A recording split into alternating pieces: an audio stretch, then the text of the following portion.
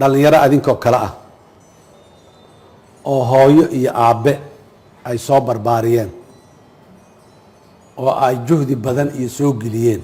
dhaliyada dhalmada hooyanimo iyo midka aabanimo ka sokow in maalgelin badan la soo geliyo wax la soo barayo la soo barbaariyay ayaa la yidhi dalkiina ayaad muxuu wax u noqonaysaan ciidan aad noqonaysaan dalkaad difaacaysaan qaar waxaa la yidhi fursad la-aan iyo baagamuundo iyo shaqo la-aan aa idin haysa shaqan idin geynaynaa waa la qaaday waa la xaabiyey Ertirea lagu shubay tababaray ku maqan yihiin ciidamadii siyaasiyiinteena waana lagu handay waxa ciidanka Ertirea imaanayo waa la dardara waa la xasuuqa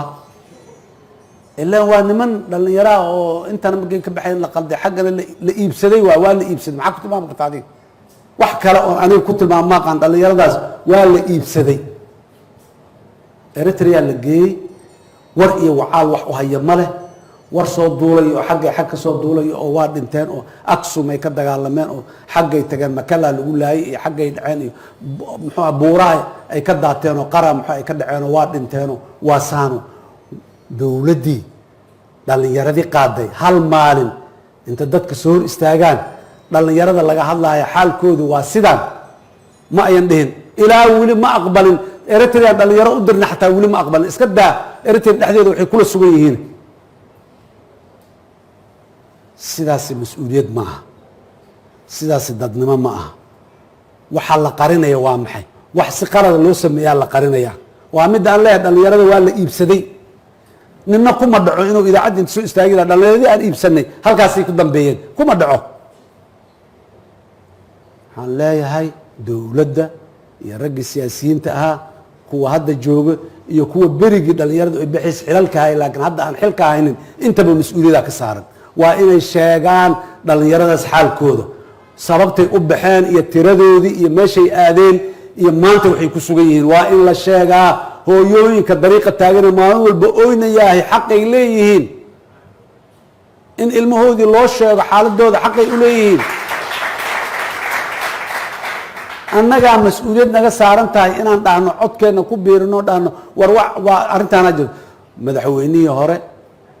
maxaan ku irahdaa iyo xukuumadda dhammaanteed iyo maxaan ku irahdaa hoggaankii ama kuwa hadda jooga hadday yihiin iyo kuwii berigaa jooga ciidamada qalabka sida intaba waxaan ka dalbanaynaa dhalinyaradaas xaaladooda iyo warkooda inay keenaan inay sheegaan meesha tiradooda intaasay ahayd ujeeddadaasi loo qaaday muxuu dalka looga qaaday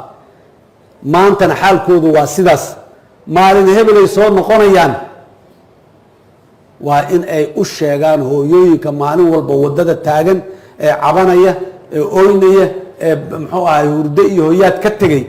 waa inay u sheegaan dhammaanteen hooyo aabbayaalaan nahay ma raalli kama noqon karno wax kastoo dhacahay ilmahanagi inaan meel ku ogaan weyno ama aan muxuu ahay war dalkan yaa dalba oo yaa kuladii la dhihi yaa iska leh haddii ilmaheenniina saas aanan madaxda UN-ka hadda ka hadlo wahay jamciyadda qurumaha ka dhexaysaa ka hadlo hayso oo leh waxaan soo ogaanay in dhalinyaro Soomaaliyeed oo Soomaaliya laga qaado Ertirea tababar loo geeyey dagaal inay ka galeen Ethiopia dhexdeedii Aksum iyo meelaheeda ay ka dagaalameen aan soo ogaanay wararkaasaan helnay leeyihiin ayaga raadiyo ka warramo waa dawladdeennii maxaa ku dhacay maxay uga warrami laadahay war xataa wiilasha meeshaan u dirnay dagaalkaas waa galeen annaga umaana diray yiraahdo in kara haday doonaan waa u dirnay dalaan saaxiibna lahayn wax ka difaacayaan dan Soomaalida ku jirtay ha noo sheegaan ha noo qanciyaan laakiin waa in laga hadlaa in laga aamusahay ma mudna in laga aamuso ma mudna marka maalina in oo wiilasheena iyo caruurteeni jamciyadda qurumaha ka dhaxaysa ay noo sheegto maalina dalkeena dekadaha uu bixinaya iyo maxaan ku iraahdaa heshiisyada caalamiga u galayahay ay madax kale oo dalal kale madax ka ah ay noo sheegaan nagama qabato mas-uuliyadda iyo madaxda dowladda ee maanta joogtaa iyo kuwii shalay joogay intaba nagama qabataan leenahay dowladdu iyo madaxdu waa kuwa dadka soo hor istaaga oo u sheega runta hadday kharaar tahay xataa waa loo sheegaa